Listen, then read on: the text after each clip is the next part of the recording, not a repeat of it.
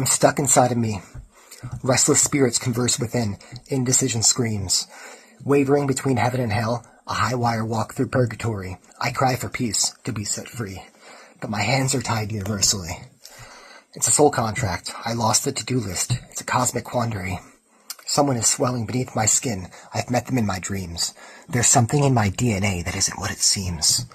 I remember who I once was. They're completely alien to me. But so is all this peoply stuff, heads full of eons worth of memories that I acquired relatively recently. I've got space ghosts crawling at my throat, plucking vocal strings, providing ocular assistance. It's a whole new world I see. A chaotic magic carpet ride. Skies riddled with dementors and fiends.